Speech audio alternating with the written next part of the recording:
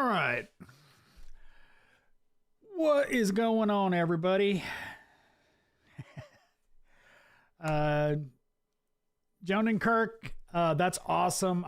It sucks that you're dealing with people that are burnt out. Unfortunately, that's where a lot of people in this industry go, is to teaching once they've burned out, either physically or mentally.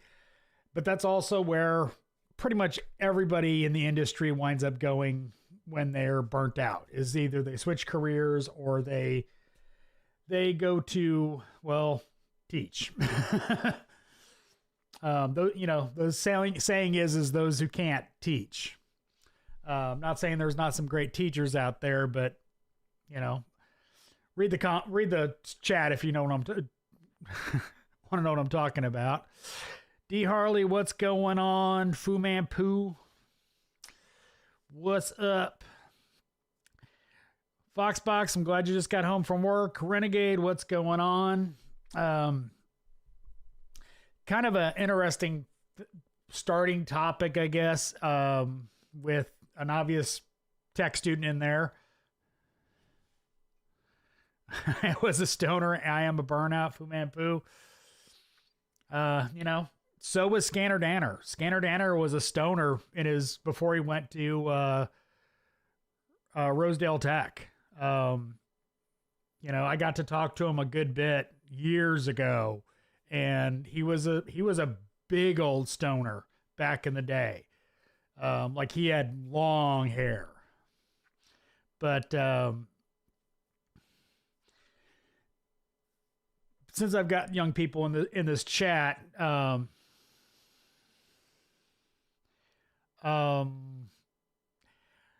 gatekeeping information in a shop. How prevalent is it nowadays?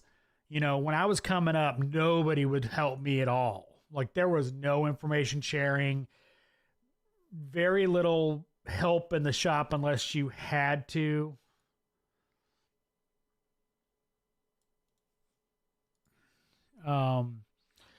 So let me know,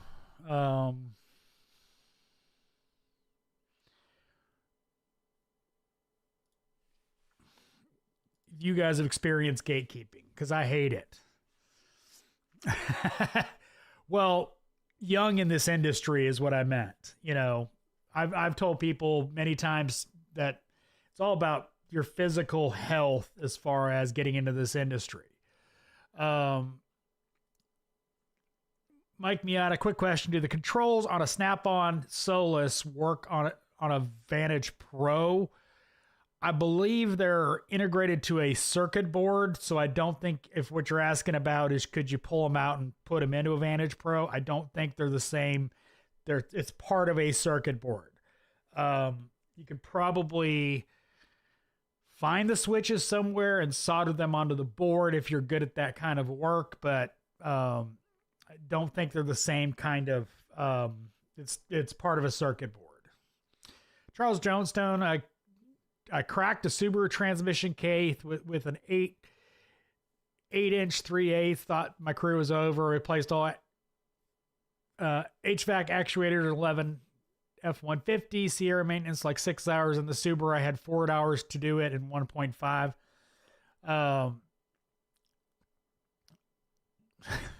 It happens, man. Years ago, cluster was happening in our parking lot. Some idiot decided to pull a U-Haul dolly to pick up his broken car that wouldn't run.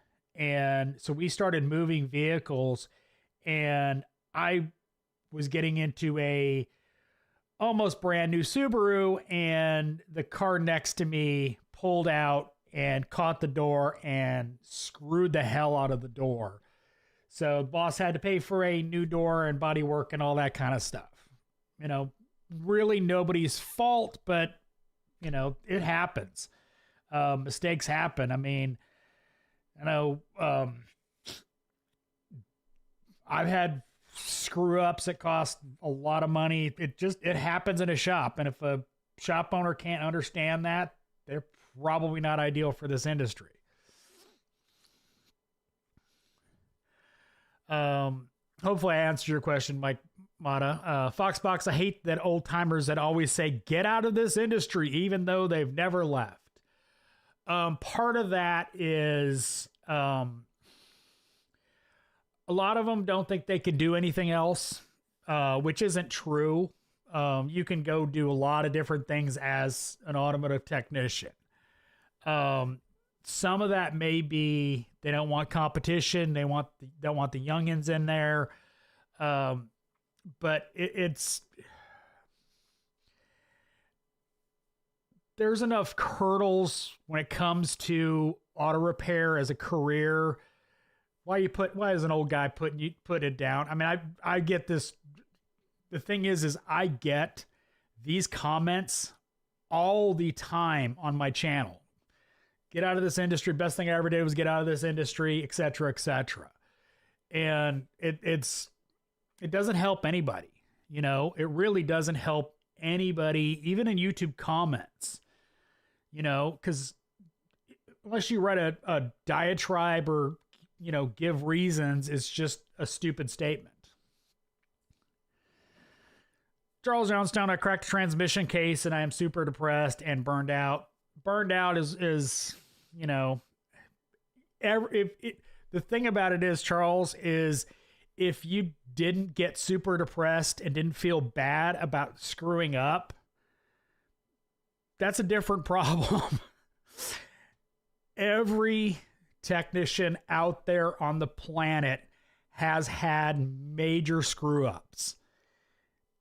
You know, I will say this easily and without, you know, every YouTuber you've ever seen work on cars has had a major F up that they did not put on camera. It's called editing. You know, everybody out there has had major screw ups throughout their career. So don't think because you screwed up, you're unique. It really isn't. The uniqueness would be if you messed up and you didn't care. That's the thing, is so many people just, you know, if you care about it, you care how your work is, move on. You know, even if it's changing jobs because they didn't care, move on. It happens. You know, it can happen to somebody that's been in there 30 years. You know, I've screwed up. I've broken stuff that I shouldn't have broken. I mean, heck, I was working on my boss's Saab doing a rear main seal, and it wasn't the rear main seal. It was a weird problem with that car. But anyway, I dropped the transmission out of the boss's car, bent the crap out of the transmission leg. Transmission bounced, put it back on the transmission jack, put it back in. It still worked, didn't crack anything, but it could have been really bad. Anyway, so deal with it at work and move on. You know, it is what it is. If they can't understand that, find someplace else that will. Don't repeat it, but, you know, learn from your mistakes. But JC, I have a 20-year-old Corolla, only 60,000 miles, but unknown maintenance history. Should I change the transmission fluid or not? Don't want to cause any problems. Change the fluid. Change it a couple times. That is a misnomer with changing fluid, that it'll never work again. That is a very rare instance. And basically that transmission was already about to die if that happens. Only use the Toyota fluid, or 20-year-old might be Dex 3. Probably is Dex 3, but verified use Toyota fluid and change it, drive it for a little bit, change it again, and if need be to get it fully back to the color that it comes out of the bottle, change it again. Isaiah, what's up? Fu Man Poo, I've not done drugs in years, but the damage is done. Learn from the food. Don't be a burnout.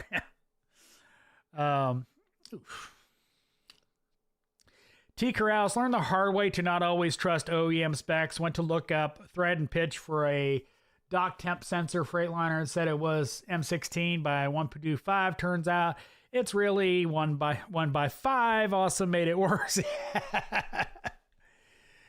Yeah, no, I have, especially aftermarket information, they reuse a lot of stuff. They don't always edit stuff. They don't always update service information. You know, like the manufacturer changed mid-year and there's now updated specs or instructions because the parts changed or whatever, and you will not find that unless you go up to the next year. But that sucks that they completely messed up the spec. ISO, what's up? Will R, I never mind sharing information, but when it gets them basically asking you to how to diag or fix the car is when I shut up. Yeah, Will R, I've never had problems helping young technicians. I've done it my entire career because nobody would help me. And no, there's times as a shop foreman that I would push them out of the way, diagnose the car, explain to them what my processes were, how I did it, so they would hopefully learn some stuff. And there's times that that's just the way it has to go.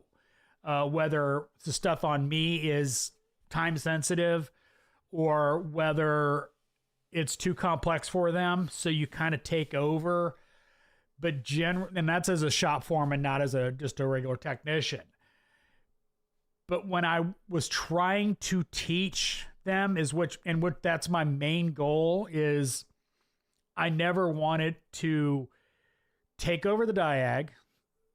I never wanted to give them the answer. I always wanted to point them in the right direction. Even if I was giving them a big hint, I wanted the information that I was asking for. And I've had technicians that were great about doing the tests I asked them to do. And I've had other technicians that literally didn't. Had one technician that I'd go, you need to check, whether this works. And I'd find out he just ordered that part and put it on there and it fixed it. I've had other technicians that would come back to me and go, yeah, no, I actuated the, say purge solenoid and I've got, it doesn't click or the vent valve or something like that. And they go, yeah, it's not doing its job or etc. And I go, okay, so you prove that part's no good. Would that cause the check engine light that you're having or whatever issue I was trying to help them with? But giving them the straight answer is never a good idea. You need to give them the tools to find their own answers. And a lot of what I did was honestly at the computer station. I would be looking at service information, going it over with them and going, okay, this is your code. This is code set criteria. Have you read this? And, I would never, it's like, I'm not gatekeeping anything. I'm giving them the knowledge they need to diagnose without me. But yeah, that's one of the problems. And that's, the young generations get blamed for this, wanting instant gratification. And maybe it's a little worse with younger people, but it was a problem for my generation, Gen X. They wanted the simple answer too. So, Joan and Kirk, well, as a student, I saw gatekeeping with our tool room at the school when I needed a 1/4-inch torque wrench, and the tool room people said it wasn't advanced enough for the one digital they had, so I bought my own. But that's not gatekeeping information. They probably have rules about that you're not allowed unless you're advanced certain thing to get certain tools out. The school tools are very abused and broken a lot. Just like shop tools. Some of the worst tools you ever find are shop tools. I mean, I've gone to use tools and I'm talking about my last boss, talking about the shop I grew this channel on. He had no problem. If there was a problem with a tool, you just tell him, he'd order the part, and that wasn't a big deal for anything. And I'd go to use a tool and it's all messed up, and now I'm delayed waiting for a replacement because somebody didn't go, oh, this tool is broken, or lost parts or something like that.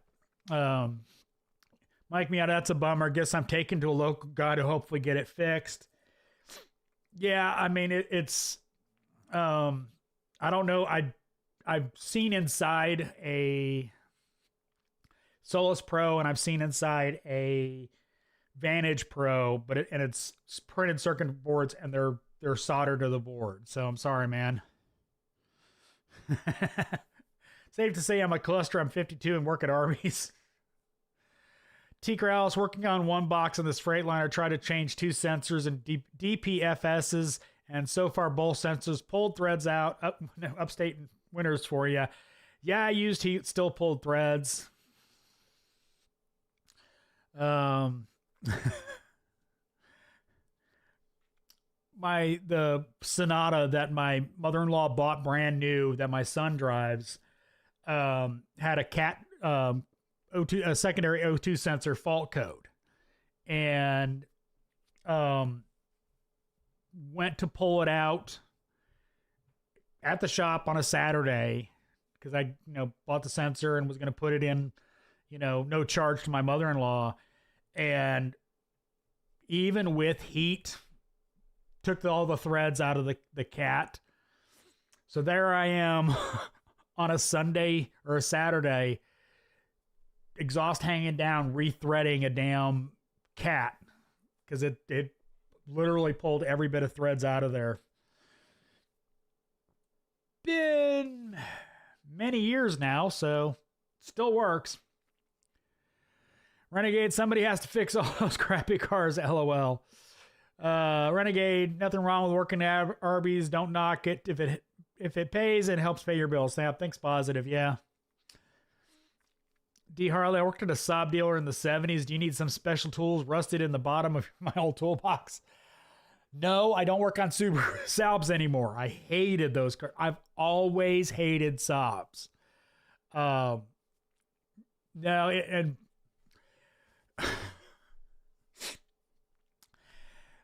the shop I worked at before the shop I worked at where I built the channel was a Swedish specialty shop that almost never worked on Swedish cars. We worked on a handful of Volvos and a handful of Saabs. Mostly worked on Hondas, Toyotas, and that was it. I worked on way more Saabs and Volvos at the next shop than I ever did there. So if I want a lab scope deal, don't feel like upgrading in 6 months, should I just get a Pico? Yes. Honestly, if you're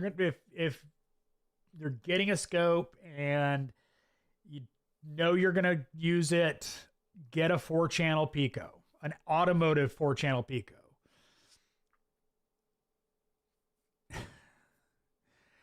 Fu Man, you got it. Just keep your head up and move on. We all hit struggles in our lives. Trust me.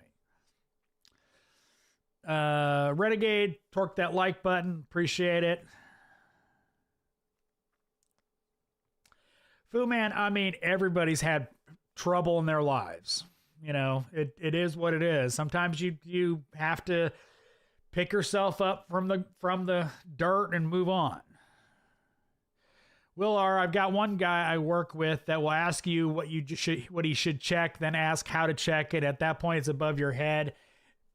He's been in it 15 plus years. Yeah, if he's been at it 15 years and has to ask what he should check and how to check it, yeah, he shouldn't be getting that work. this has been many years ago, but I had a tech, and I probably told this story on stream. We had a Honda product come in, and the AC system grounds to the block. So, I'm like, he'd already diagnosed it having a bad clutch. So I'm like, it came back in. He goes, what should I do? I go verify that it's still got a bad clutch, and then recommend the recommendations. And he goes, well, how do I check? Like, I explained this last time.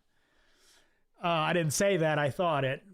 And like, get a test light with the AC on, check for 12 volts at the connector.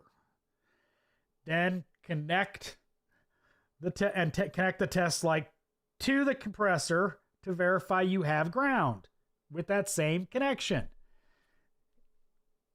He couldn't get it.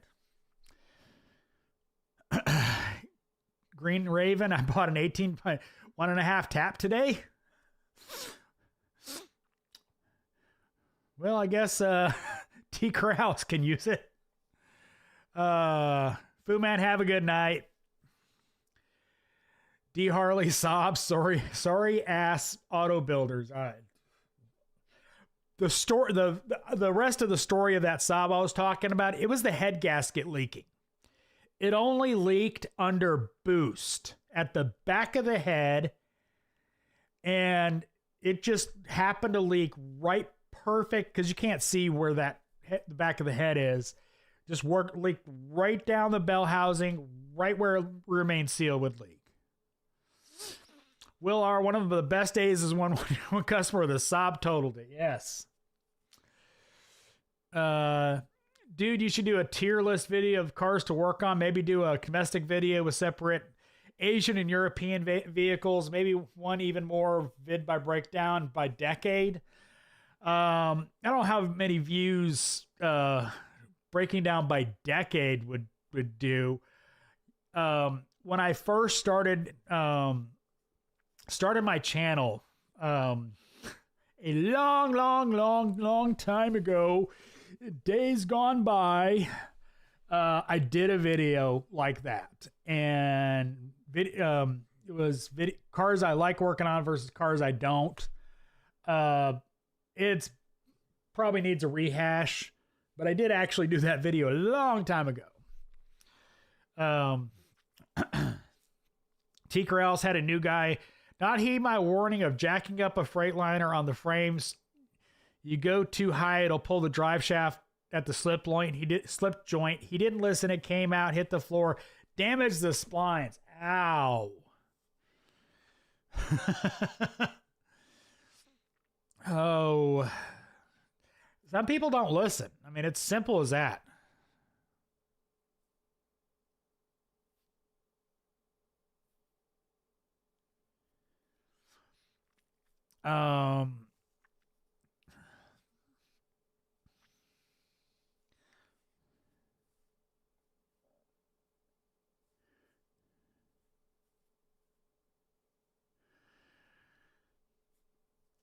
Yeah, it's just horrible.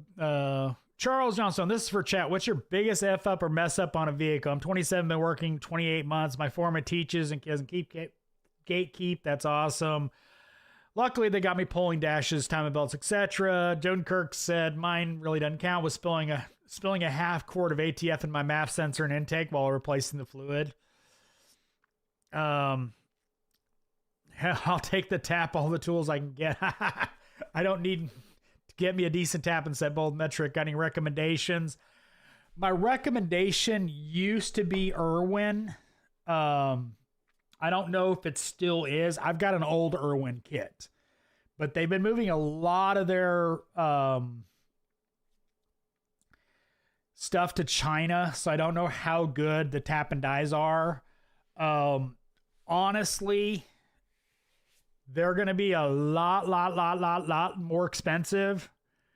But if you've got a machine shop near you, find out what they use. Generally, machine shop tap and dies are way better than what you can get in the automotive industry. I've been told that by many machinists over the years. I don't remember brands, but every time I've looked into them, they're really expensive. But I would also recommend the ones from Astro, Japanese steel. Astro always makes good stuff. They don't cheap out on stuff. I'm positive they take lower margin on stuff. Green Raven, I don't know if their tap and dies are made in China, but they've taken a lot of their manufacturing to China. Like I said, my Irwin set is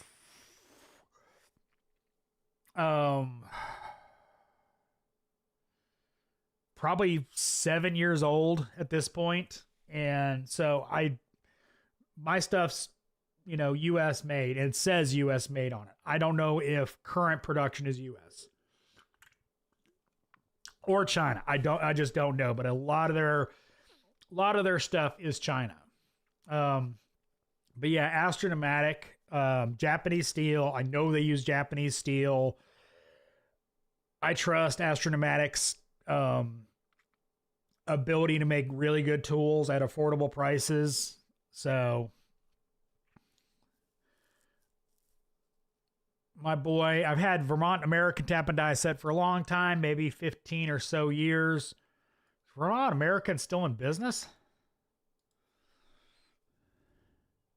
I guess it is.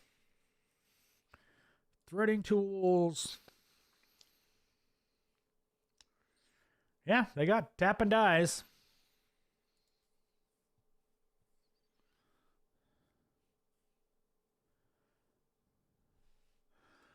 FYI, the old Snap-on stuff, the old Snap-on tap and dies was Irwin. Supposedly, they're now making them in a house. I haven't used any. My Snap-on tap and die stuff, that I have is, SAE, so I never use them. James Jones, looking for something other than Snap-on. Recommendations for a good all-around bidirectional scan tool. Shop already has a full Autel, but it's broken half the time. Bought an Irwin Master tap set maybe 3 years ago. It's made in China. Yeah, see. Yeah, Irwin bought Hansen a long time ago. And then Irwin started crapping the bed. That's when they took Vice Grips manufacturing out of the United States. So they suck. A lot of their tools are now not made in the US anymore. James Jones. Any of the launch tools would be really good. I've had really good luck with the actual launch tools. You can also get Topton.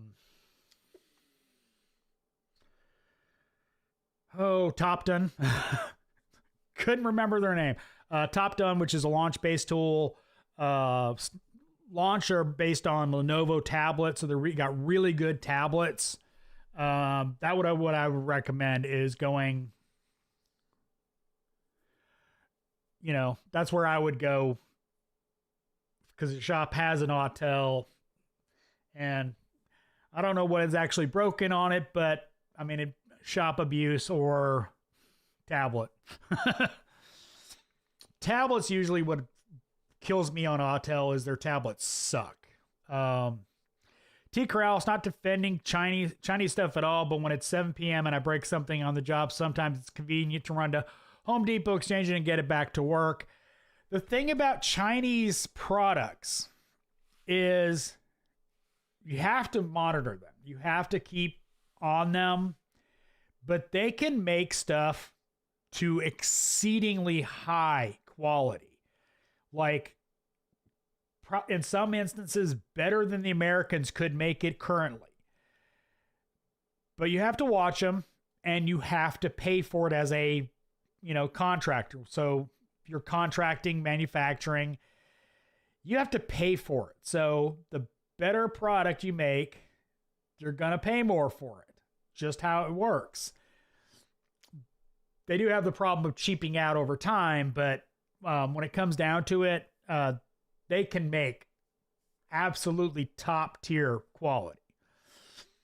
Northern Grip, my shop needs an R1234YF machine. I'm familiar with Robinair, but I'm not sure if there's anything better out there. No. From everything I have seen, the Robinair is the best. That's the one I used at the old shop. Keep in mind, the O2 sensor will need to be replaced. It is a wear item, and it will shut your machine down if that O2 sensor goes out, because it'll time out. Because that machine has a built-in identifier in it. It has to have that identifier working in order to work. If it doesn't work. So get an O2 sensor. Stock it. And that goes for any of the machines. No matter which brand, they all have a refrigerant identifier in it by Neutronics, and they all use the same O2 sensor. So, ISO, if I want hyperstep bits, should I get the Matco brand or the Astro Pneumatic? Are they the same, just different label box? According to my Matco guy, they come from Astro Pneumatic. So they are the exact same tools they get them from Astro Pneumatic. They were a Matco exclusive until that contract ran out. So just buy them cheaper from Astro Pneumatic. There are other companies that sell them, and I don't know whether they've just stolen the design, are buying them from the same manufacturer that Astro Pneumatic is, or they're buying them from Astro. I don't know. CanCut's one of them, but I know how good the Matco Astro Pneumatic ones are, and they are awesome.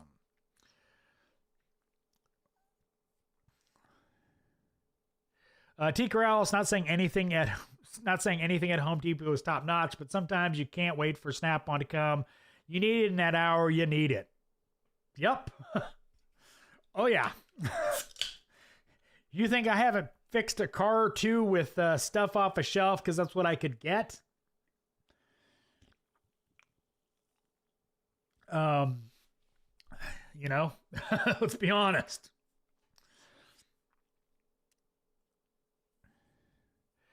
Kurt Dawson, just got a Top Gun scanner to complement my Zeus. I'm quite pleased with it. Yeah, I know it's a really good scanner. I Launch is my go-to. Charles Johnstone NES is a good brand. Their external thread restorers are good. Their internal thread restorers are also very good. Tap and dies have their place when you need to make threads, although look into NES. That's another subject for I've done that video. Most people should be using thread restorers and not tap and dies. Tap and dies are used to make threads. Thread restorers are to fix threads. Joden Kirk, are Astro Pneumatics air tools worth the money? Yes. If you've ever watched Eric O, he is extremely abusive to his air tools. Switching hammer directions repeatedly in seconds is incredibly bad for the hammer. And they hold up. So yes.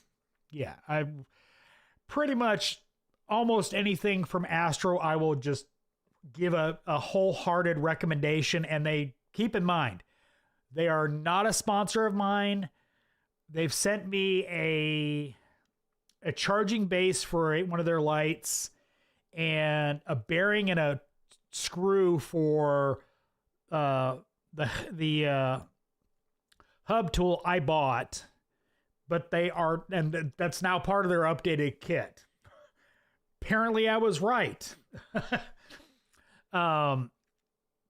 So they're not a sponsor of mine, anything like that, but I will pretty much give the wholehearted endorsement to Astro. So literally not a paid shill or even I don't even get free stuff from them really. James Jones, someone before I got there shorted the VCIM. I'm thinking from using the scope without a attenuator. James Jones.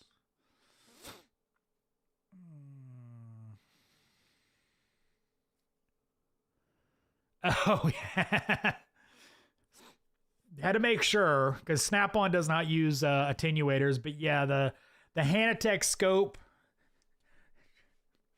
going to be a lot more sensitive to voltage than even a Pico. Charles Johnstone, Chinese articulating borescopes are good. That's what I've been told. Joan Kirk, do you think the Matco universal impact sockets are worth splurging on with a student discount? Specifically, which ones? Not the ADV universals. No, the Matco pinless swivels are freaking awesome. That's my go-to. I've got them in 1/4 inch, 3/8, and 1/2 inch mixed. I've got some Snap-ons that I still use. The 1/2 inch are really expensive, and the Snap-ons are warranted, so I don't replace them.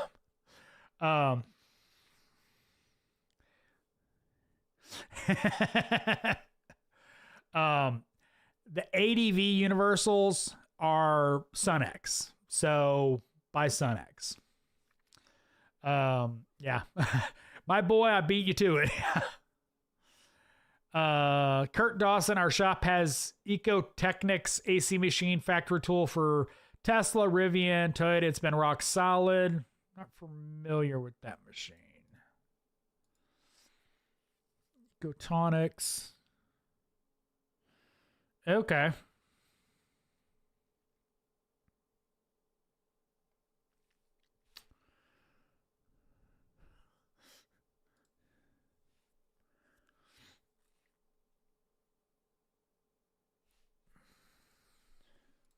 We'll see something real quick.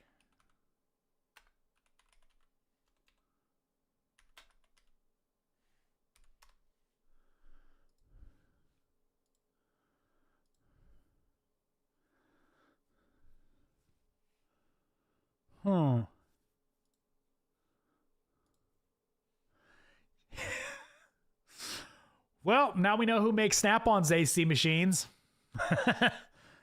Ecotechnics. That's who makes them. So you got right there, Ecotechnics. Ecotechnics.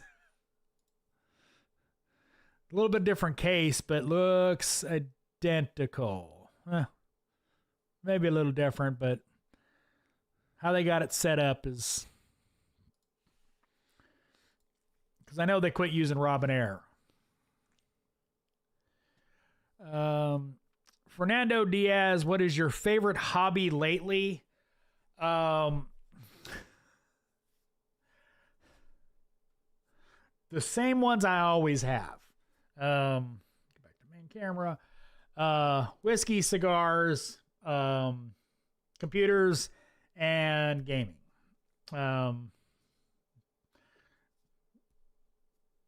Love my cigars. Love my whiskey. Only on the weekend, by the way. Just FYI. Playing Rainbow Six Siege. And playing with computers on my other channel. $500 to $700 for the O2 sensor for the machine, yeah. And when it cuts out, it cuts out. I also recommend having filters in stock. Because when it codes out, it's locked down. You can't do anything.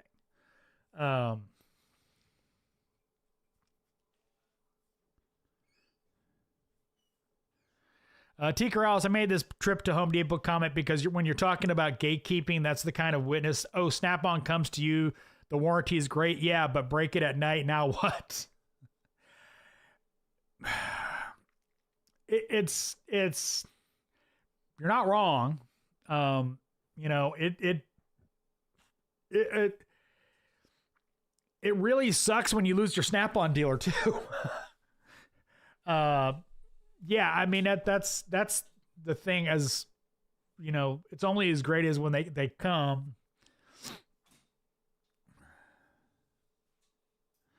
But maybe that's more of a tool snob. Yeah, that is more of a tool snob. Charles Johnstone, oh, by the way, I want to talk about Sunex. I had to do a warranty, and I sent a photo of my T20 Torx and proof of purchase from Amazon. They replied and approved a warranty mail of a new T20 in about an hour. I've never heard anything bad about Sunex warranty. Ever. Anytime I've ever talked about Sunex warranty with anybody, they've always said it's been just like that. I don't even think you have to send back the broken one. Melvin Gibson, Sunex swivels are good. Never broke one ever. I have broken the ADVs. But you know, Sunex are good.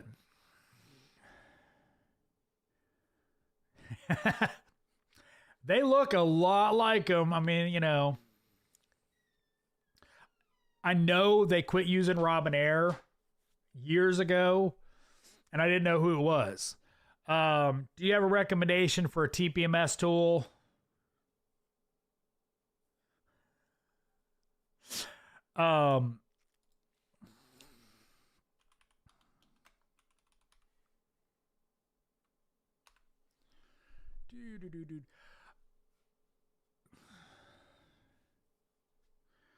The one, JB Tools.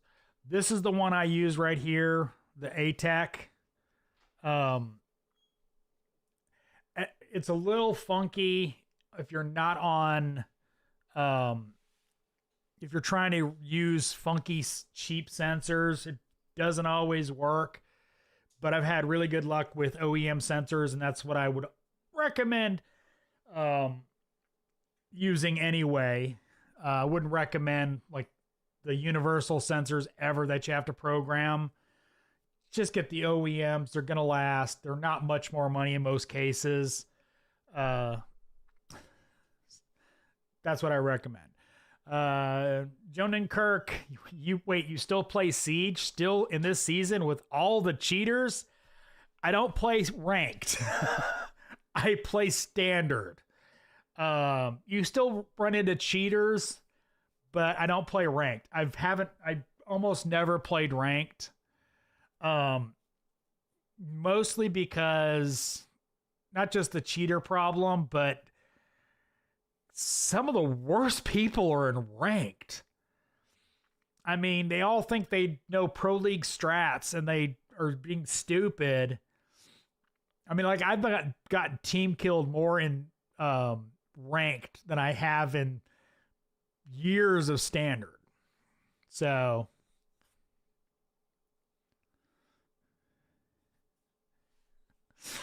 Positive Incarnate, what wrench or pliers would you recommend for an everyday carry at a dealership?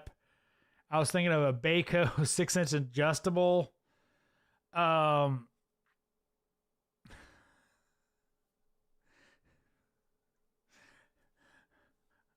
I'll leave that one alone.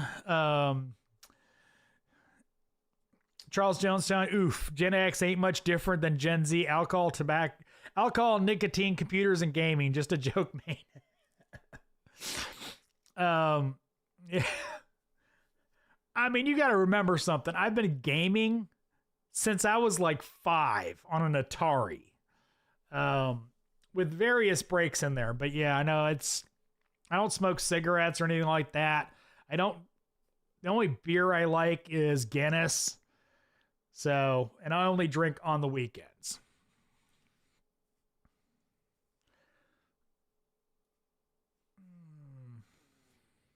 Also, I answered your question. Kurt Dawson, no problem. I've never heard of them until I started this shop. They haven't had any issues in 2 years with the machine.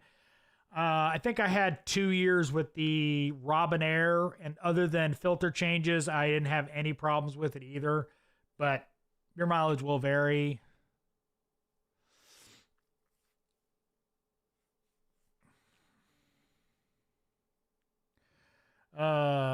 Quick Wrench Tool Junkie, the new Sunex impact swivels looks like experts now think they went to China. That was a rumor.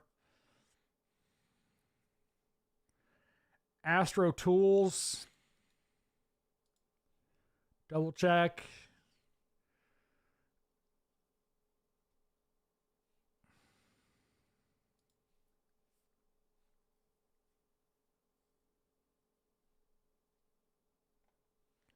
I don't think.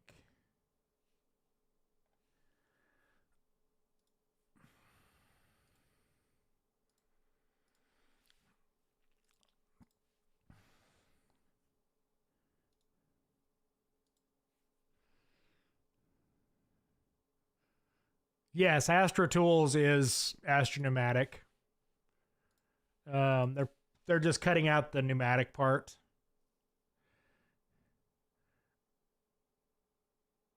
Have you ever played XCOM? No. Definitely not.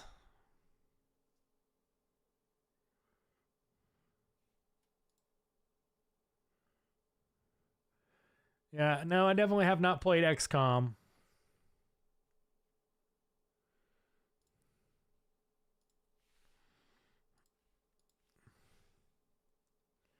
Positive Incarnate.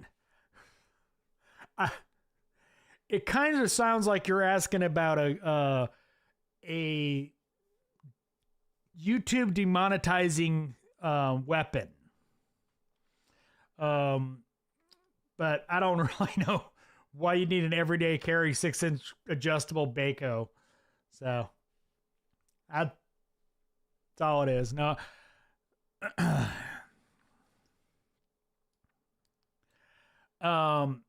No, Charles Johnstone. I'll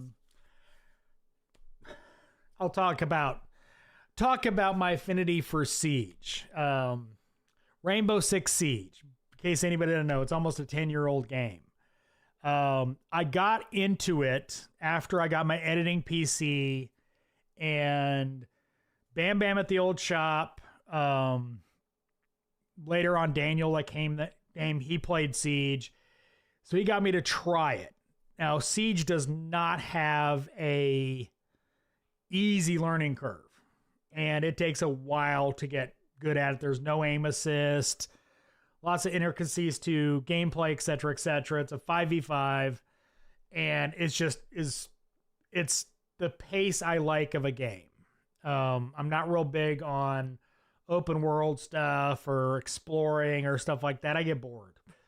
So, Biscuit Profit brake pressure bleeder tool recommendation. Motive Products or Midivac have a pressure bleeder that both work excellent. Get the right adapters for the car you're working on, but go get either one of those if you're doing it for yourself. If it's a shop tool, go get a BrakeVac 2 from MotorVac or the Power Probe machine. Both excellent. More shop duty for that.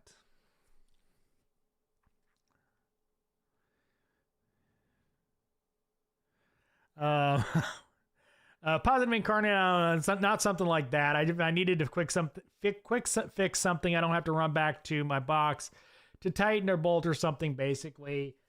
I've never carried anything like that, but I mean, a 6-inch Baco should do you well.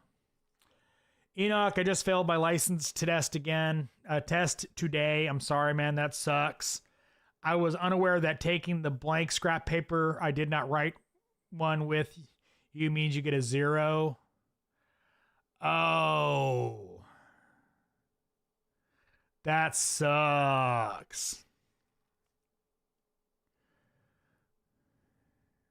Because you didn't leave the scrap paper they provided.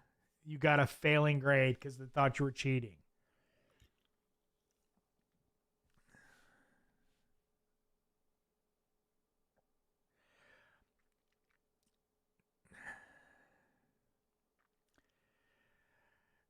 I mean, yeah, if they provide scrap paper for testing, I know it's here in the United States, you have to turn that scrap paper in.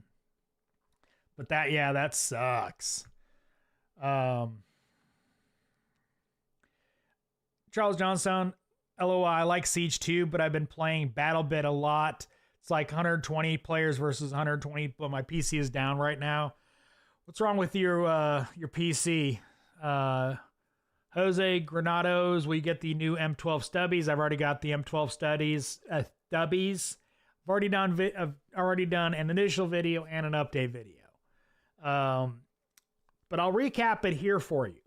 They're stronger than the originals. They're about the same size.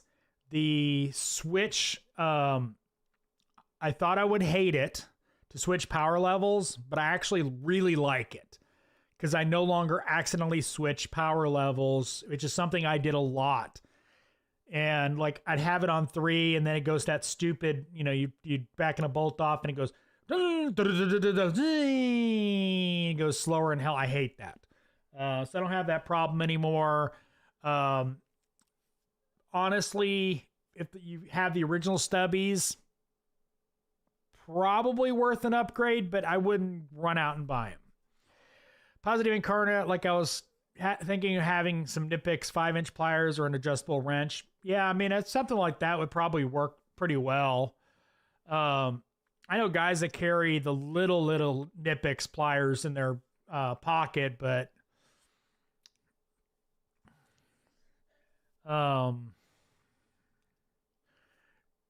yeah, no, I mean, something like that would probably do most of what you're thinking of. Jonan Kirk, you ever play PUBG? No, I've actually never played PUBG. Played some of the Battlefields, like Batman Arkham Asylum.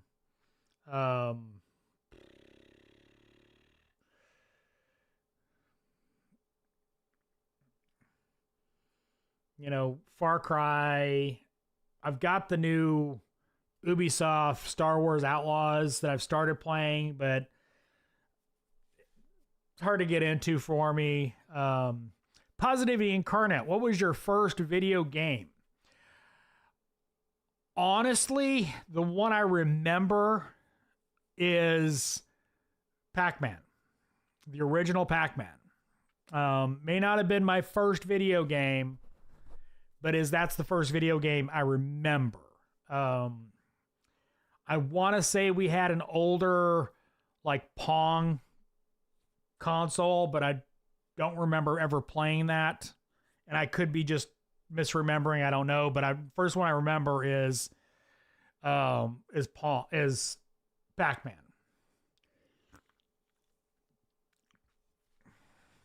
Charles Johnson, my PC is getting upgrades from my brother. Basically, it's one of his first PCs he ever built, and after 6 years, it's gotten old and dusty.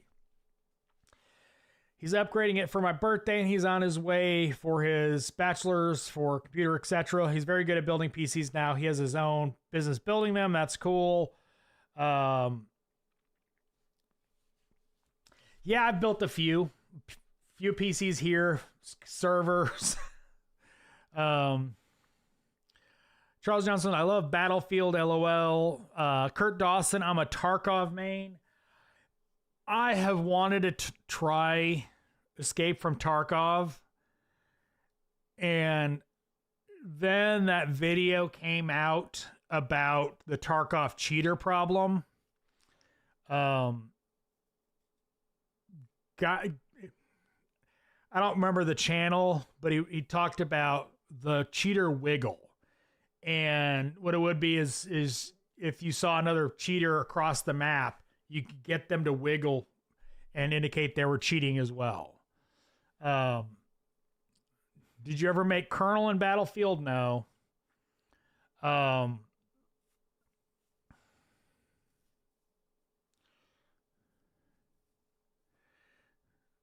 Level 100. Yeah, no, I, you know,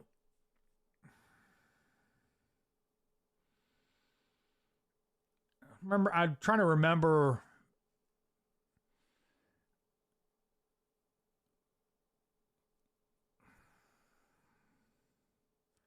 Like I played some of the Modern Warfares as well, but only played the story. I didn't play the multiplayer.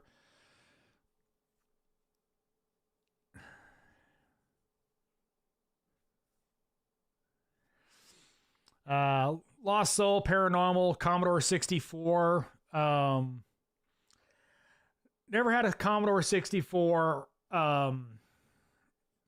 The first time we had a personal computer was a Windows PC, Hewlett Packard something or other. I did use Apple IIs at school.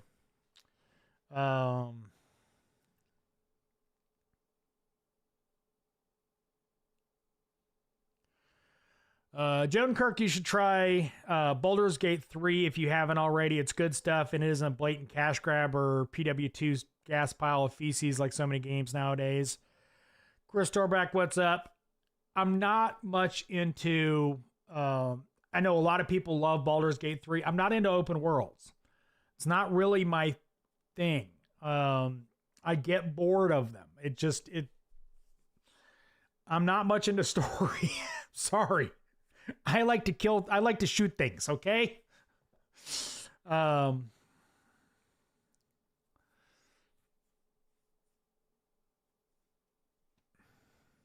Kurt Dawson, do it. The cheating thing is blown out of proportion. I promise you. You're talking about the GOAT video. Yeah, the wiggle that killed Tarkov. You won't run into many. Been playing since 2019.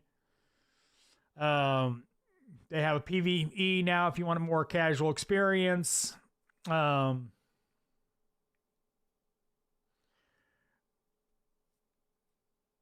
cool. Yeah, I'll probably try it at some point.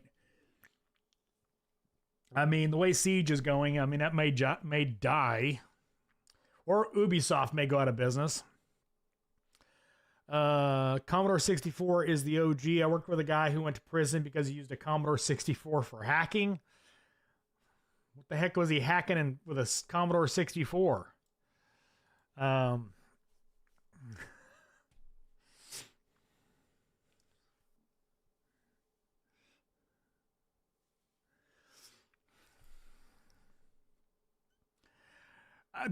Speaking of that subject, Linus Media Group, Linus Tech Tips, did a hacking video of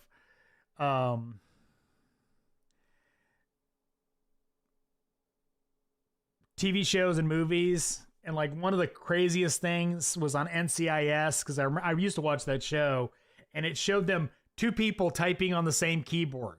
It's like, that wouldn't work at all. Joan Kirk, do you ever play any racing sims or car games? Kind of like a hell no. No, I've played racing games. It's actually the whole reason I have a Xbox controller on my desk. I used to...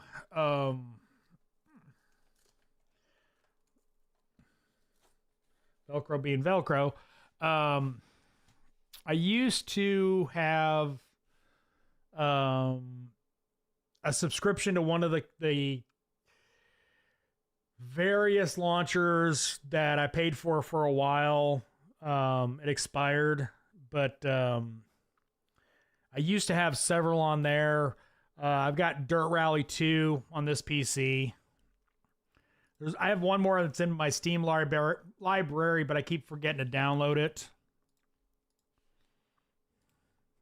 And don't ask me what it is. I would love, though, to have an actual racing sim, with the steering wheel, the pedals, the gear shift, and all that stuff. That'd be cool. It was hacking NASA, okay?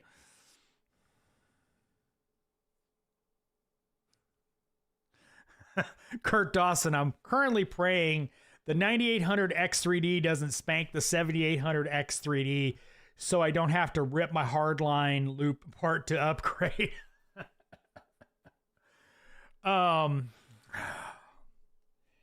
Well, if the 9000s, he's talking about AMD's processors, by the way. The way AMD's processors came out in AM5 for the 9000, not much of an uplift. So I'm hoping they do the 7900 and 7950 with 3D V cache, because then I might have to upgrade this one. But yeah, no, because my main computers are all hardline as well. My editing PC would require a complete teardown and replacement of the motherboard and everything, because that's AM4, not AM5. Positivity Incarnate. Hey, I'm buying a used gaming PC. Do you have a video on your computer channel for beginners getting into computers? No, I mostly do servers, Unraid server, TrueNAS, Proxmox, stuff like that, virtual machines. So no, but if you go to Jay's 2 Cents and Paul's Hardware, and search their channel, they've got some good videos on buying used stuff like that.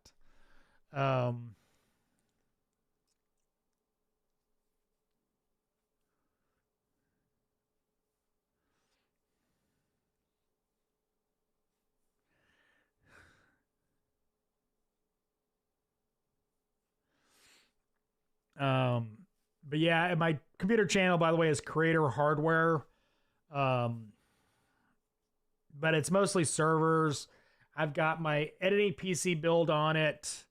I've got an update video on that PC when actually the thermal paste in my graphics card started to fail. Joel Kallstrom, did you ever play Nova 3 on your phone? The most games I played on my phone was like Candy Crush or some of that kind of stuff. I really don't play on my phone. It's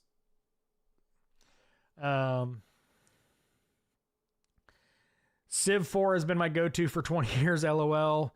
Joden Kirk, sim racing rigs for iRacing are a thing. Can spend as little as 1K on one, or enough that you can buy a new car. Yes. My problem isn't the money, it's I don't have the space. My office is pretty big. I share it with my wife. But this area where I'm currently in, I've got this computer, my editing PC, I've got my server rack, I've got a build table right here. I ain't got no room for a sim racing setup. So that's the big problem. Charles Johnstone, what's your opinion on AI in automotive repair? AI is a long way from being very useful in a lot of things because it's so easily corrupted by bad information. Look at ChatGPT. Where I think AI will become very prevalent in automotive first is at the front desk. Because instead of, service writers actually writing out emails personalized to the people, ChatGPT, boom, done, or whatever LLM they want to use. My boy, worst customer experience while a mechanic. Customer experience.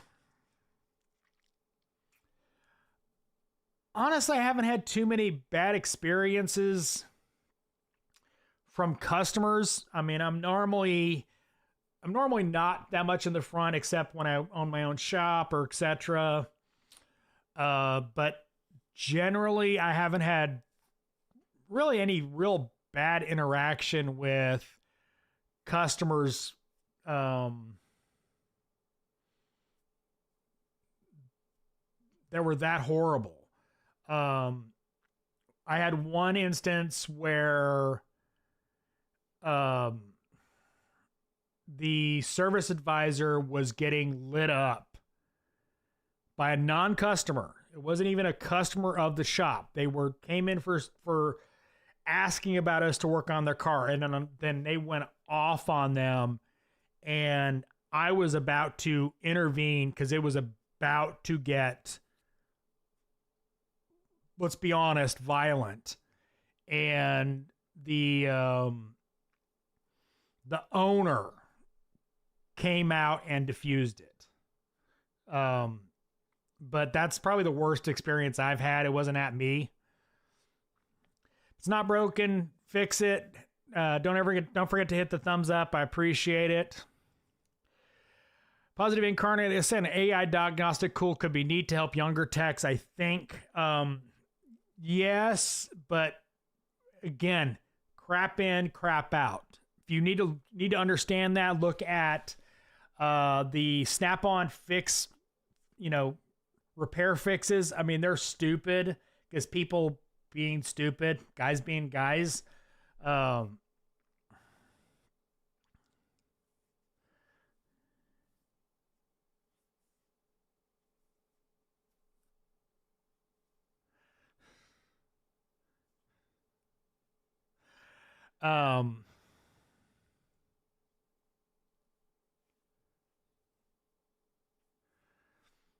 Kurt Dawson, Super Mario did a standard Danner premium video showing techs how to use Chat GPT to write up stories for ROs, help sell jobs when you sound professional.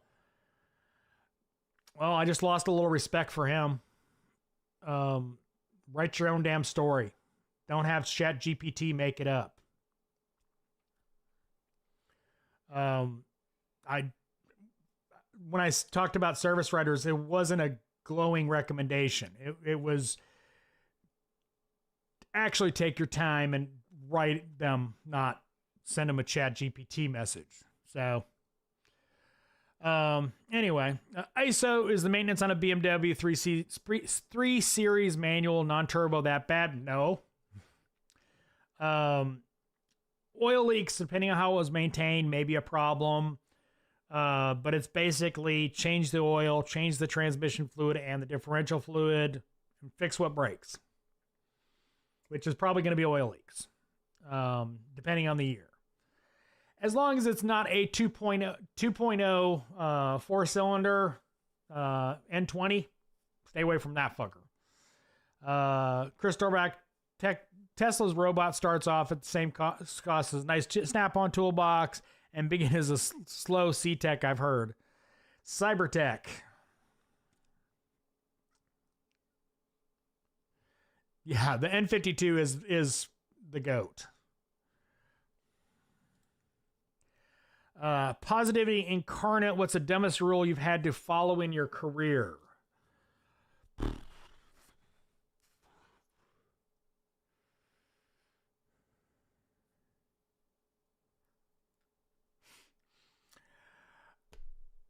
Okay. At the old shop, flat rate technician. My boss got pissed at me that I would come in, go through the tickets, assign them as shop foreman, and then would grab a microwave breakfast sandwich for breakfast. He'd also get pissed at me years ago when I would make bagels at the shop and eat them while looking at tickets. Nope, you need to be here. If you want to make breakfast, you got to do it before 7:30. I'm flat rate, bitch. That was one of the dumbest things I've ever heard. Just pissing me off for no reason.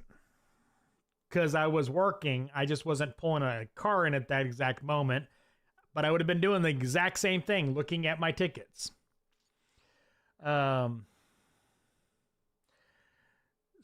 Jodenkirk, screw AI. It would be better to have widespread implementation of VR like HoloLens to have a complete vehicle exploded view from the call all the way around. Smallest fastener in the block. Charles Johnson, I legitimately talked to Meta AI to help out a couple times in writing write-ups when I'm busy. It's literally a note. It's text. I can edit it all. It helps sometimes.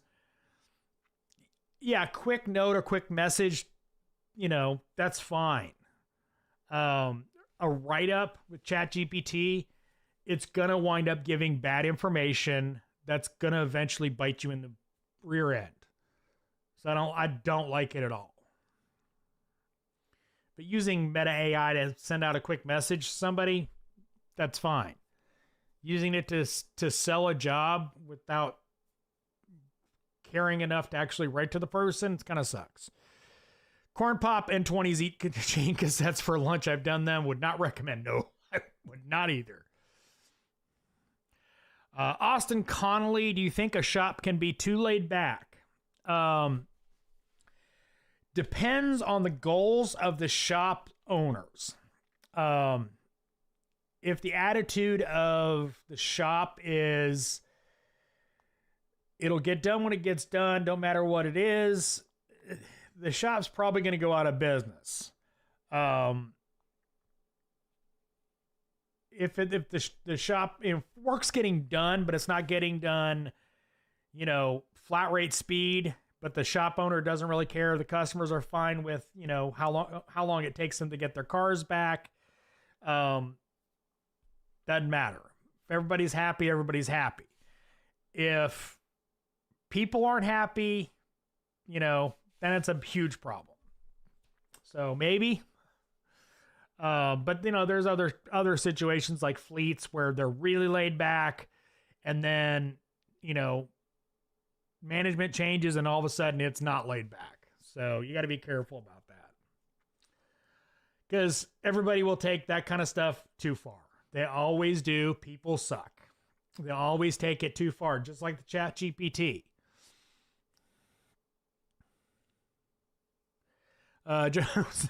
Jodenkirk, will Snap-on be selling an upgrade to ShopKey Pro, etc.? It's about a year called Sure AI Pro.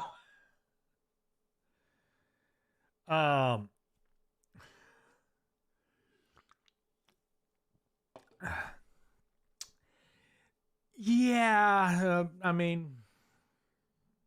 everything's AI nowadays. Chris Dorback, Chloe's timing components, quality issue lately for you? No, because I refuse to use them for anything but like a guide. I don't use their tensioners. I don't use their timing chains. I don't use any of their other stuff. I've had too many problems with Chloe's timing chains, period. I've had them break. I've had them not line up properly. I've had their gears not line up properly. I've made it clear.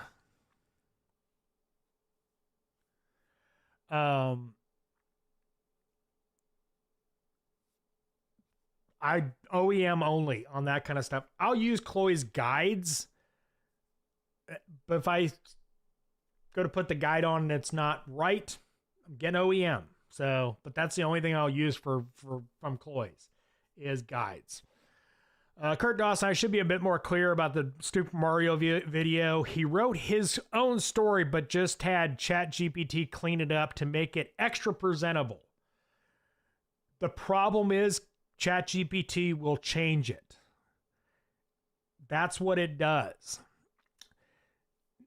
If he proofreads it and actually, goes through and basically proofreads his own work, it'd be okay, and he has to go back and correct it. It's still just lazy. It's still just learn English. Charles Johnstone, Meta AI is pretty solid. Most of the time I just work in my own of hundreds of hours of repairs and write-up. I only use Meta every now and then. It works. Any tips for preparing for the ASC? Take as many test classes you can find free online.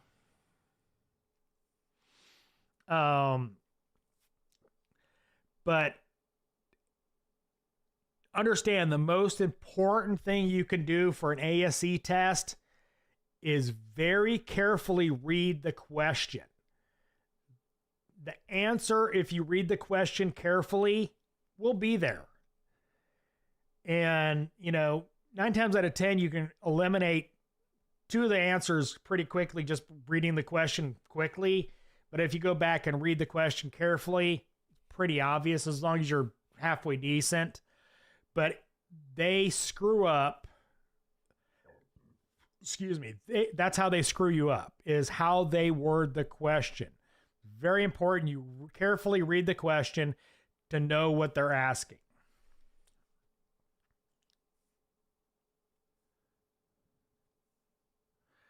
I didn't like chatting Go, ChatGPT. ChatGPT is not that good for text at all. Is all, yeah. Kurt Dawson said proofreading was important. Yeah.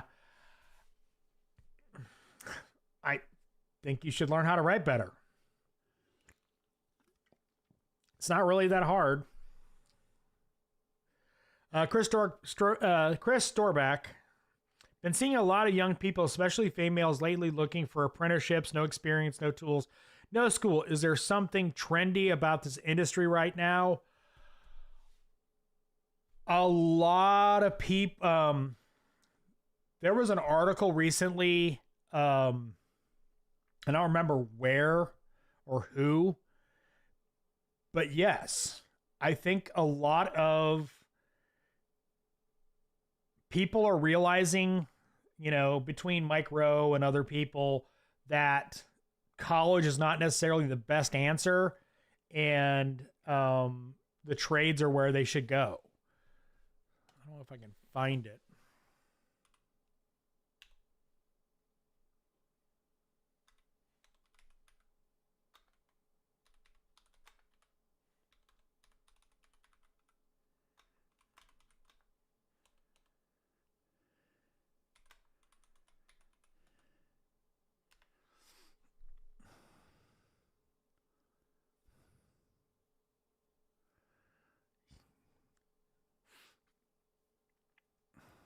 Yeah, I mean, there's a lot of just searching for it. There's a lot of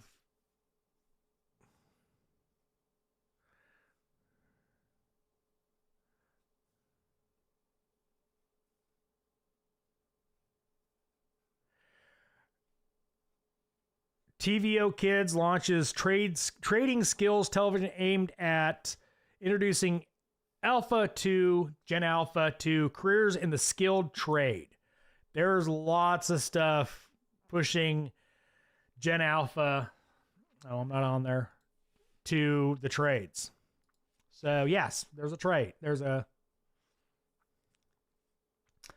there you go. Probably saw it on TikTok.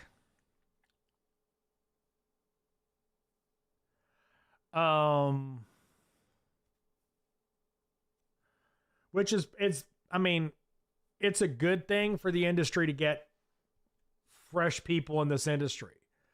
I did a video not too long ago talking about it, and, some people don't get into this industry, realize they don't like it. Other people get into it and love it.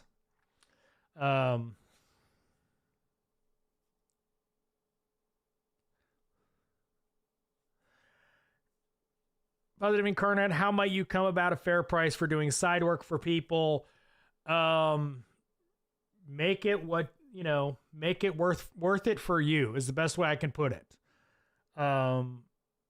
If people say quickly yes, raise your prices. If people hem and haw a little bit, you're probably in the ballpark of what they're willing to pay. Renegades Garage, they keep seeing people saying they make over 100K a year and they think they're going to make that from the start. LOL. The stuff I've seen doesn't say that much. UTI and those kind of schools say that crap all the time, but I think it's a shift to understanding that you don't have to go to college for 4 years to get a stupid degree that's worthless. You can go into a trade and make money right now. Hopefully they have realistic goals on money. But hopefully the industry doesn't screw up. D. Harley, they don't have text rating questions. They have word masters. Same with pilot written tests. Testing reading skills instead of technical knowledge. It's a little technical knowledge. You have to have the knowledge to answer the questions, but yes, it's very much how they word the questions.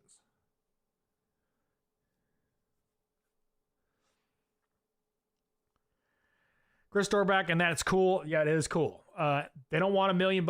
That's awesome. They're working for almost nothing just to get in the door. That is fantastic that they're doing that they're so motivated to get into this industry. Hopefully it'll help my channel.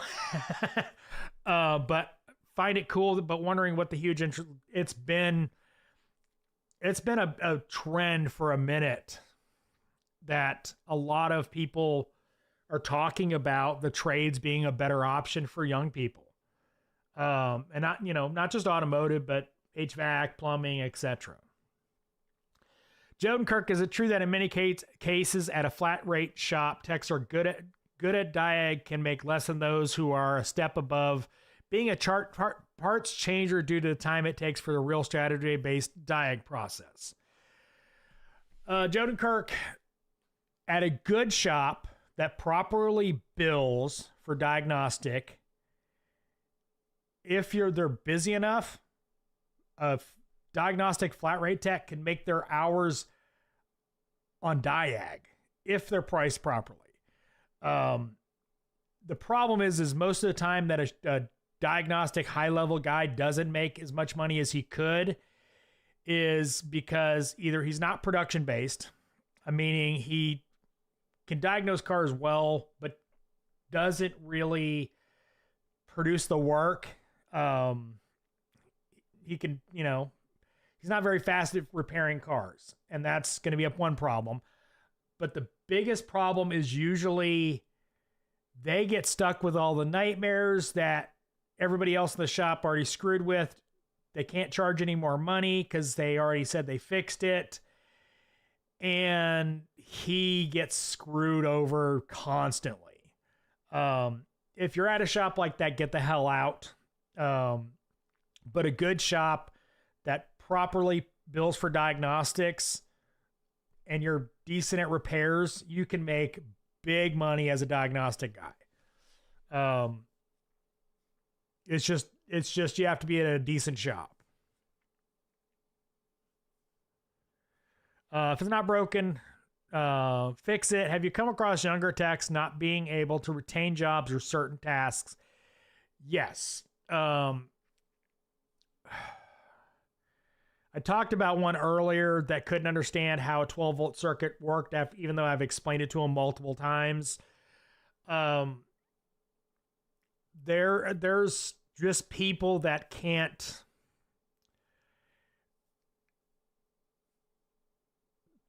Honestly, probably not the industry for them. If they can't figure out how to remember how to do a certain job or task, they're probably not suited for this industry. This industry is based on muscle memory and retaining information.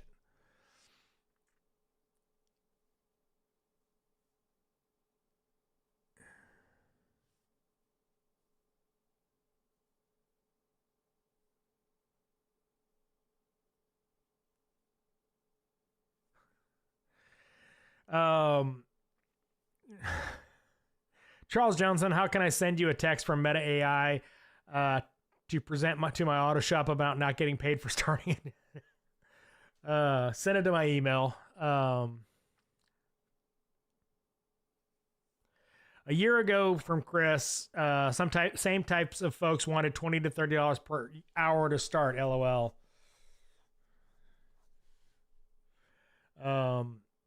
No, I mean, Jodenkirk, it's not about IT jobs.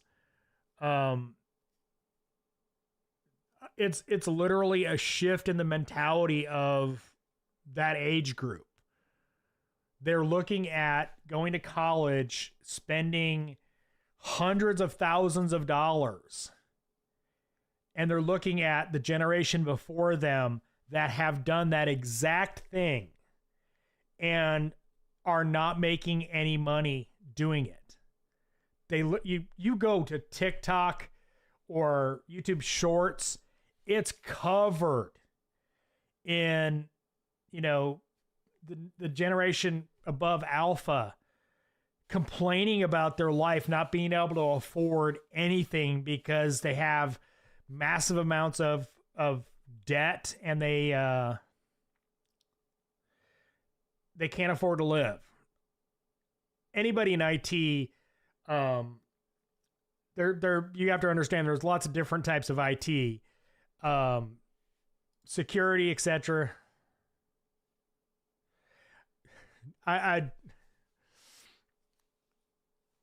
Yes, IT jobs did get sent to India, but it's more about they look at that 4-year debt of college and coming out of it and not having much of anything out of it.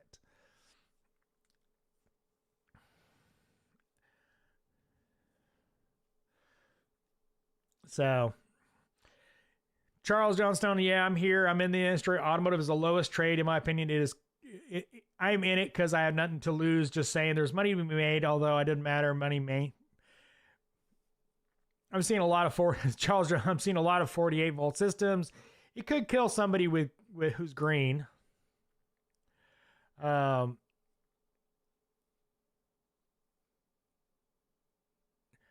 Positive incarnate, I find I usually do a job, have to do a job several times, but if I do it once every couple months, I usually don't remember it unless I mess it up, and then I remember it. Yeah. Well, I'm not talking about remembering a complete job bolt by bolt kind of thing. You shouldn't have to give instructions on how to do a job that should be self-explanatory. Like, here, go put an alternator in that car. You look at it, it's the top. You take the belt off. Disconnect the battery. Undo the 2 bolts, the electrical connector, and the cable at the back, and you take it out. You can figure that out. We're talking about people that literally you'd need to tell them every step of the way on that job, and they still couldn't retain it if you pulled another one right next to it and told them to do it again. Emilio, massive layoffs in tech IT recently, especially tech. Game devs are fucking getting blown out. But like I said, they're not most of these kids are barely in the job market. They're not coming out of college. These are literally kids that are 18, 19, 20 that are trying to get into this industry that didn't go to college. They're trying to figure out where they are. Joden Kirk, I hear you on the college debt thing. That's why I'm glad my son is on full ride ROT scholarship at Embry-Riddle, studying aerospace engineering, a real rocket science, and has several pilots. Licensed with a guaranteed commission as an officer in the U.S. Air Force. That's awesome. No, my daughter is out of college with 0 college debt. Me, and my wife paid 100% of her college. She owes nothing. ISO is working on BMWs that bad? No. They're easy.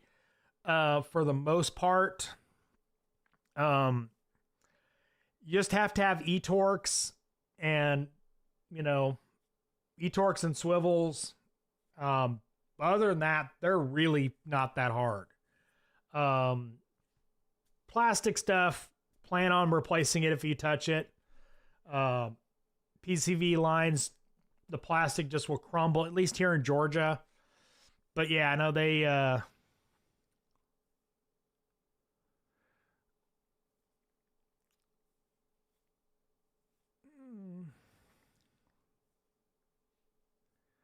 Yeah. If it's not broken, fix it. This young tech has done this job 100 times this year and he still can't remember how to do it. That's what we're talking about. Not, Chris Storback, do you get a printout of all your flagged hours every repair period, or do you just refer to the SMS system? Just the SMS. Try not to waste paper for no reason. Or Positive Incarnate. That's somebody that either needs to quit pot or get their memory checked. Yeah. Aspire, I'm at a small school district, no welding, culinary, or anything of the sort. Over school breaks, I'm teaching 10 seniors the automotive basics. Cool. Emilio, how difficult is it to open your own repair shop these days? Depends on your local municipality. Is there a shop you can buy or rent in your area? A lot of municipalities won't let you open a shop at your house. So you have to go to commercial property. Where I live, they have severely handicapped opening a shop. It has to be heavy industrial. Parking has to be so much. Basically, it has to be in the middle of nowhere, and it has to be a destination place. You're not, putting it somewhere unless you put it by the mall.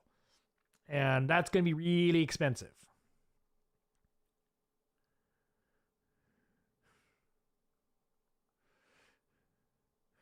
Jodenkirk, how to piss off FRM? Lots of ways. Chris Dorback, she's in no debt because of white privilege. No, it's because we paid for it. I ain't got none of that white privilege. It's called both parents working and my daughter working. Jodenkirk, so dude, my son should court your, nah, just kidding. GI paying for it all, your kid. Good job on paying for all of your kids' education. My daughter is engaged, so.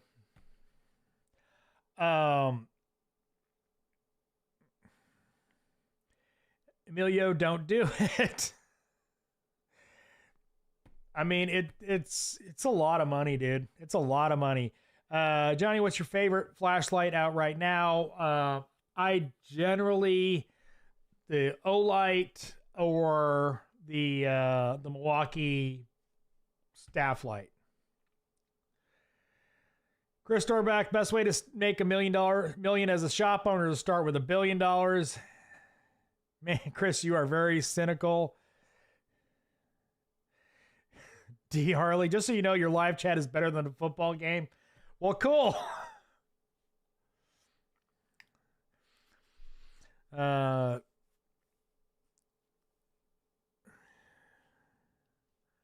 Positive Incarnate, I know a shop I used to work at. It was the only other shop allowed at this small town. I thought it was crazy.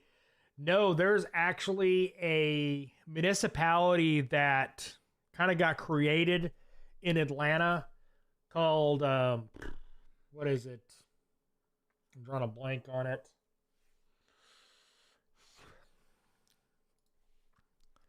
Really? Is it Brook?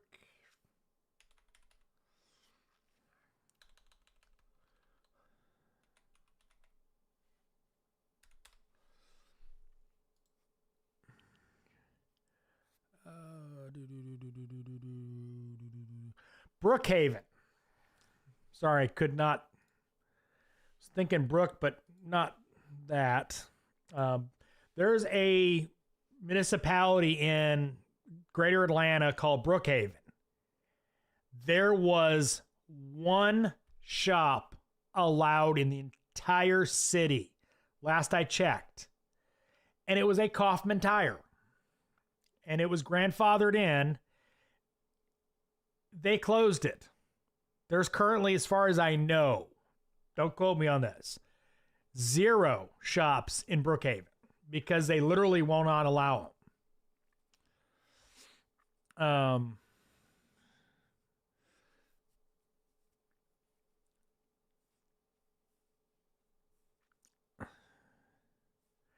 I need a good magnetic LED light, which the mag light is a little bit magnetic, but I would get the Milwaukee flip light.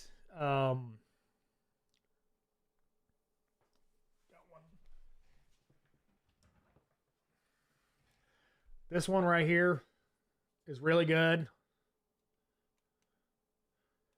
I like that one. So, or the one from Astro. I own my own shop. 86 to 222 would not do it again. I own my own shop. I will not do it without owning the property. The big thing for me is I have to own the property because I know what can happen if you don't. I'm just asking, I'm broke. Definitely, and not this economy. It's going to be really hard to get new customers. Aspire, I'm just learning about Identifix now. Does that help a mediocre shop be more successful? Generally, yes. It's going to make a mediocre shop that doesn't diagnose crap pick the top fix on Identifix, and 9 times out of 10, it's going to fix the car. Because Identifix is really good. I don't like the silver bullet stuff, but Identifix has some great tests in their thing that they write. But yes, it will help you as far as being right on a guest for shotgun repair.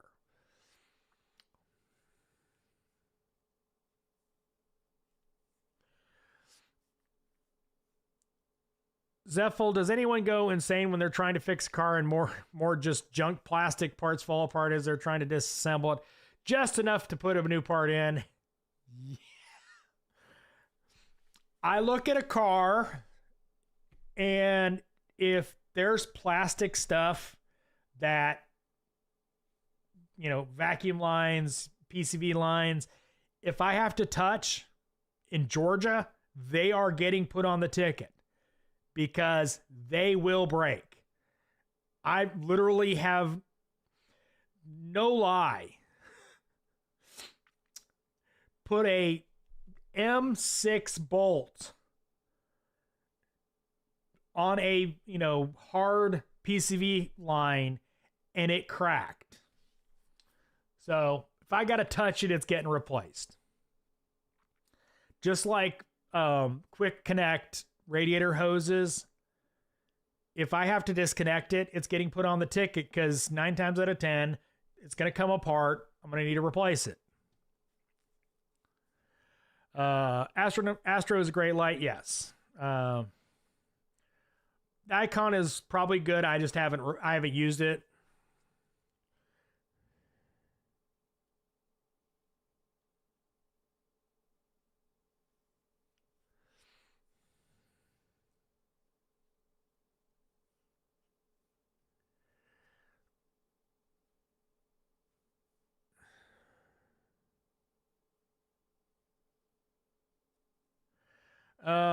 Do I use contact cleaner to prevent 20-year-old plastic electrical connectors not shattering to pieces? I don't have too much trouble with electrical connectors other than Honda and, or not Honda, but Toyota. Toyota ignition coil connectors and that kind of connectors, notorious for breaking. Generally, I'm just really careful with the tabs. Usually it involves a right angle pick. Volkswagen are usually broke when I get them because some idiot before me didn't know how to take Volkswagen connectors off. Does. But no, generally I don't have too much trouble with electrical connectors breaking in most cases. Exceptions happen, but Matt Embry, I got a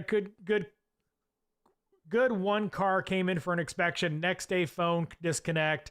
The car in the shop inspection done. I'm going to tell the customer dump car things wrong. Yeah, sounds about right with a car like that. Unfortunately, I have had many customers that they're, can't get a hold of them because the phone's disconnected or something like that. And they're piece of junk cars. At the old shop,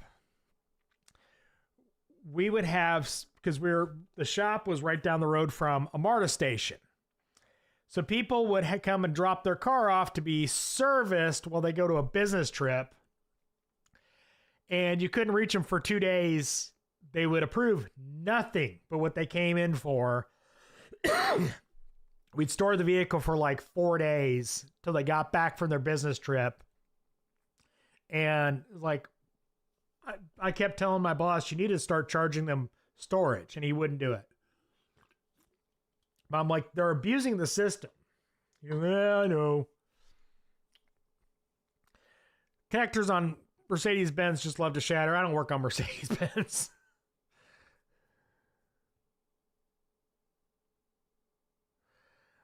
D. Harley, my sister lives in Mechanicsville, a suburb of Richmond. Looked normal to me. Yeah, I've been there.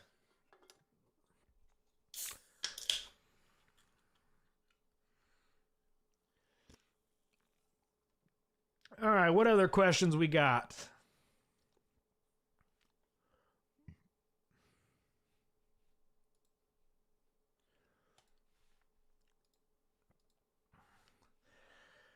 All right, guess we're going to go ahead and call it here. Appreciate everybody stopping by. As always, thanks for watching. I am the Flat Rate Master.